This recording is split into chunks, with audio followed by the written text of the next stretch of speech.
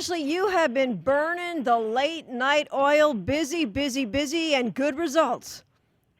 Well, I sure hope so. Good results, Jenny. Thanks for saying that, but we got a couple of weeks left in Oklahoma and in Missouri, so we're not quite done yet. Right, and I say good results because open carry is on the way to the governor's desk in Oklahoma.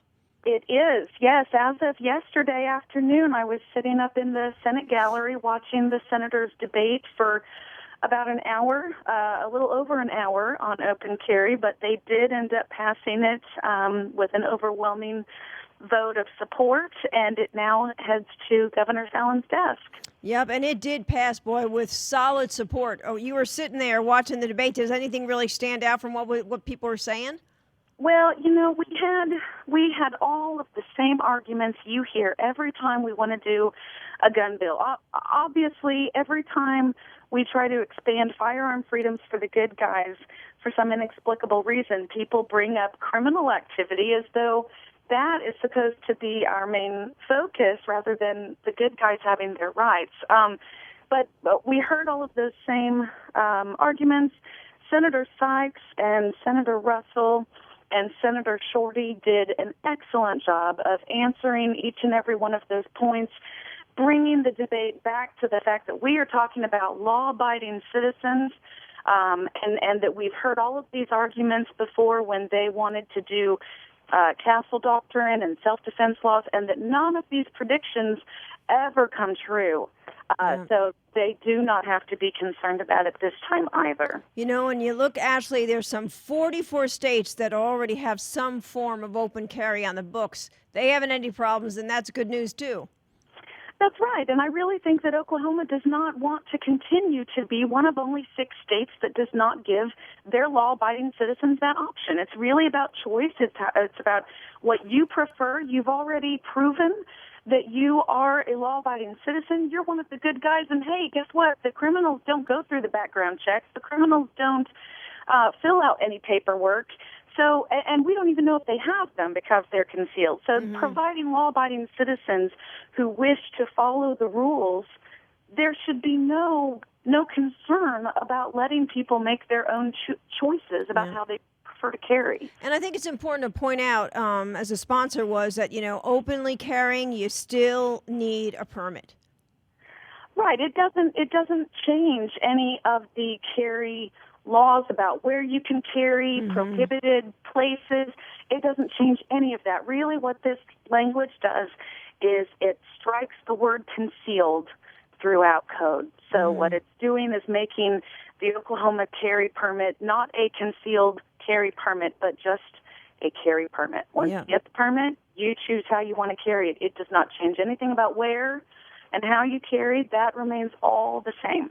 And I know the governor has indicated she supports it. She's expected to sign it. Are you hearing anything from the governor's office at this point? I have had conversations with the governor's office, wherein I was also told that the governor does support the premise of right to carry. At the time that we had our conversation, we didn't know what the final language was going to look like. It was still in the process of possibly going to conference committee, et cetera. So that was not a promise, and we always like to say, we're cautiously optimistic, but we know that Governor Fallon is a supporter of the Second Amendment. She's a good friend to Oklahoma gun owners. And we certainly do look forward to it going to her desk. And we'll find out in 5 days, right? Well, that's right. And the important thing, though, about this bill, Jenny, is that it's not just an open carry bill. It actually does a lot of great things that NRA has wanted to see happen in Oklahoma. So it's an omnibus gun package with a variety of provisions in it that the NRA has worked to try to improve for Oklahoma gun owners. Anything specific you want to point out?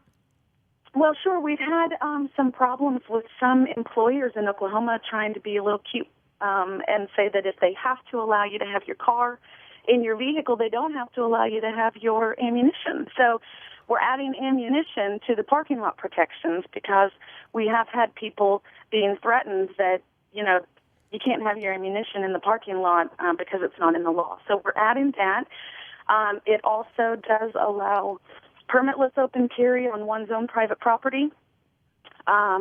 There's also a provision in there that allows military service members from Oklahoma who are stationed in other states to get an Oklahoma carry permit. Believe it or not, they weren't able to do that. They aren't currently able to do that if their residence is another state where they are stationed for military duty. So we've changed the code from being permanent residence to maintaining a residence. We certainly want Oklahoma military service members stationed outside the state to still be able to have their own home state's permit. So those are some really good provisions that are in the bill that's now headed to the governor's desk. That's great news. And as you said, still more work to do. You've got two other bills that just got passed by the Senate, meeting a very important deadline. One of them, the emergency powers bill. Yes, the emergency powers, actually, it passed and was sent to the governor's desk earlier this week. Oh, wow. Okay. So that is good news. And the problem with the emergency powers language, there were just some holes in what was current statute. Oklahoma did pass a measure trying to go after open carry protections a few years ago. We're just making this stronger and more explicit. So that everybody understands, and there can't be any holes in the law. So that's very good, and I do think that Governor Fallon, she is obviously aware of this issue because she was in Congress, I believe, during Hurricane Katrina when NRA passed the national form of emergency powers. So this is an issue that she has already been on the record, I believe, supporting.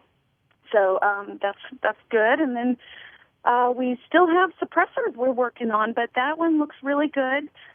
It is in conference committee right now. We are not concerned, just taking an extra look at the language to make sure that there isn't any way for hunters who use suppressors to be harassed for that. We're trying to make sure that the language is tight enough that those people can't be harassed by game wardens and such. And I think a lot of people might find it hard to believe or be surprised to find more than half of the states in this country already have hunters using suppressors. Oh, yeah. I mean, it's very common. And actually, Oklahoma is now an island because every state contiguous to Oklahoma allows suppressors for the use of hunting. It is not a problem. So we're very much looking forward to getting that sent to the governor's desk as well. It is passed with very strong bipartisan majorities out of both the House and the Senate.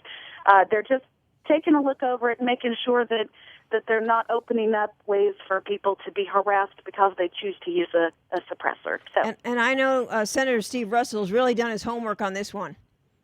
He has been working very hard on this, and he's just been a champion for the Second Amendment and for really trying to expand firearm freedoms for a variety of people. Not, maybe not just hunters or not just shooters, but we're kind of combining the people who use suppressors, not necessarily a large market perhaps of the hunting population that you think about, but it's getting more popular, and if we relax these restrictions, it can continue to become more popular, and as people have been experiencing it, I know I've taken a lot of legislators to the range to shoot with suppressors.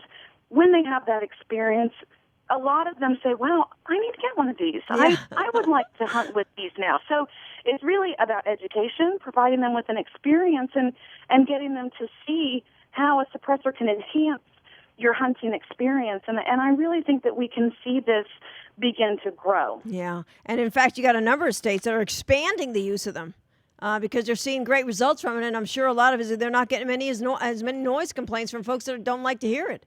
Exactly, and that helps with protecting those lands, the public hunting lands, from being closed down because of noise pollution complaints. So that helps, and obviously, Jenny, I know you and I, as women, we're passionate about bringing women into the sports, and so allowing them to use suppressors enhances that experience Yeah. when trying to bring women into the sport for the first time. So on that bill, should folks still keep calling their lawmakers saying, let's get this done? Absolutely, yes. Do not relax those fingers. Please get on the email and the telephone. Call your state senator, call your state representative. Let them know that you do not want Oklahoma to be an island that, for no good reason, continues to ban the use of suppressors while hunting. You want to get that bill passed and sent to the governor's desk.